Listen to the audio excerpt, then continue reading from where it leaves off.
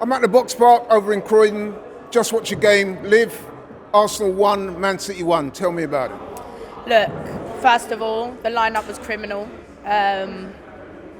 When you say criminal, expand. Three defensive midfielders in midfield. No Eze.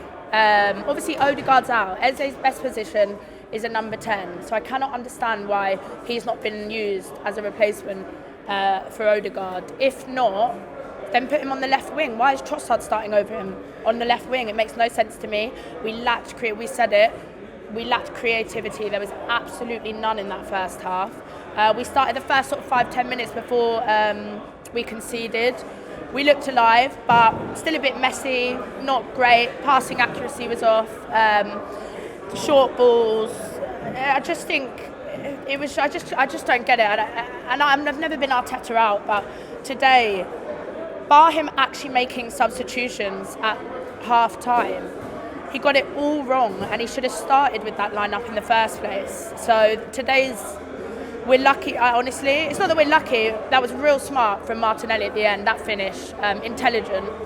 But at the end of the day, questions have to be asked, because not only an overcautious sort of defensive lineup, but the tactics, the passing backwards, sideways, never forwards, a lack of directness. This is on Arteta today, and we should have won today. We're at home. This is not the Man City of 2-3 seasons ago, and I think we just should have been more brave. Arteta should have been more brave. Yeah, you know what? That was a prevailing feeling amongst all of us in here. Listen, don't get it twisted. We're grateful for the goal. We're all jumping up and down. But as I said to Cecil, we were celebrating the goal, not the performance. To me and to Liv and to everybody in here, the feeling was unanimous. Today we felt like it was 2 points dropped, right? Of course, and it's Liverpool we're going against to try and win something this season. We're now 5 points behind, and we've got serious work to do now. You never want to be catching up. You want to be comfortable when Christmas comes. You want to be, if not on top, somewhere near. And I think that gap, if we keep playing like this, if Arteta keeps, it's scary. I feel the fear. It's an over-controllingness here. And if we keep going on like that for the rest of the season, we'll drop more points, and the gap will get bigger, and to a point where we won't be able to come back from it. So. Yeah, you know what? I mean, my reading of it is when you're playing the better teams like City and Liverpool and stuff like that, you need your creative players, your flair players to try and create things, because you know the game's going to be tight. And in the first half, although we had a lot of possession, we just weren't seeing enough creativity in the team. So to be fair to the manager, he did make the double substitution at half time, which immediately changed things. We looked more sharp, we looked more on the front foot. But a lot of people was also saying by that time you've already lost some momentum, already conceded a goal, you're already playing behind the 8 ball, as it were. Yeah, exactly. And look at that low block from City at the end. I mean, we just kept subbing on attackers, they kept subbing on defenders, and it was just one for one. And at least we did equalise in the end, but we couldn't, even with our creative players, we couldn't penetrate their low block. We found it really difficult. I think, as Eze gets more comfortable in this team, that's his bread and butter. So I'm sure he'll be effective in the future in that circumstance. I just think... But the manager appears not to want to trust Eze to start. Why do you think that might be? Right. Put you in the manager space. Why do you think he's thinking that way? What is the rationale behind continually playing Mikel Merino in that position and not Eze?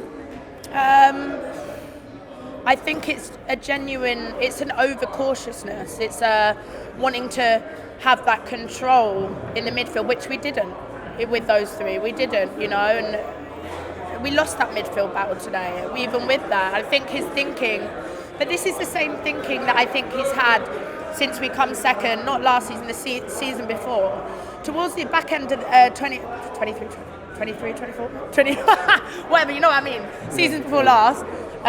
Towards the back end of that, we were playing really nice, attacking, free-flowing football when we lost by margins. And since then, he's just been so scared, I think, to lose matches that we've had, was it 14 draws last season Am I right in saying that? Yeah, you're right. It was well up there. It was in the double digits, and that's too many in it. You don't win titles playing like this. You don't win titles with a defensive lineup like that. You can say what you like about Mikel Merino. He attacks, he scores. Well, yeah, but in the number 9, he's not. I just. We can't go on like this. Something's got to change. Questions need to be asked of Arteta now. I'm not an Arteta out still, but you know what? I think your views here are being reflective of what a lot of people thought. Right, okay, that being said, let's try and stay positive. It wasn't a loss. We did get the draw. Shout out to Martinelli. I think it's right that we give him props. Absolutely. I mean, 2 goals in 2 games, both coming from the subs bench. Yeah.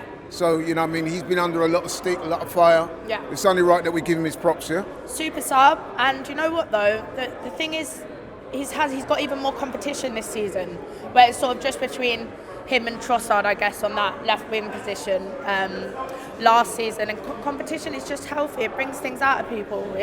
He's had to raise his levels because he's trying to get back into the team. And so far, he's doing a brilliant job of it. Would you put him in the team for the game against, well, maybe not Port Vale. Let's focus on the next Premier League game, which is away to Newcastle. It's going to be another tough game. Would you start Martinelli? Would I start him on the... No, I just think he's so impactful off the bench. So I wouldn't... I still don't think he's a starter for our club. I think I would like to see Noni on the left and Saka on the right, maybe, or if you want to bring Eze back to the left wing, I'd rather see that. And then, if need be, we can sub on Martinelli. He can obviously be effective. But that being said, what I've watched from Noni Madueke last season, the few Chelsea matches I did watch, he was playing left wing largely for them, and he wasn't very good. So I must admit, I felt a bit sorry for Madueke today because he had a good first half. So we was all thinking that in the second half he'll probably get a tryout on the left wing, but instead he gets taken off altogether. Well, I think it's the final pass, it's the end product. He does so much work getting to the byline, which is absolutely brilliant. He did a couple, do you know what? A couple of his final passes he's getting there, do you know what I mean? But, this is a largely sort of new attack.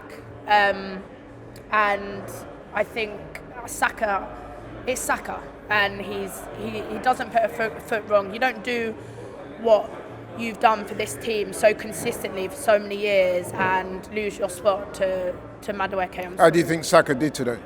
I thought he was really good. I've given him man of the match, if not Martinelli. I thought he was really good. I just think by the time he's come on, that low block, we weren't penetrating it, and it's unfortunate. Had he started, who knows, things could have been different. But do you know what? At least we didn't lose. GFN Soccer TV, with all your favourite shows in one place, is now live in the UK with Samsung TV Plus.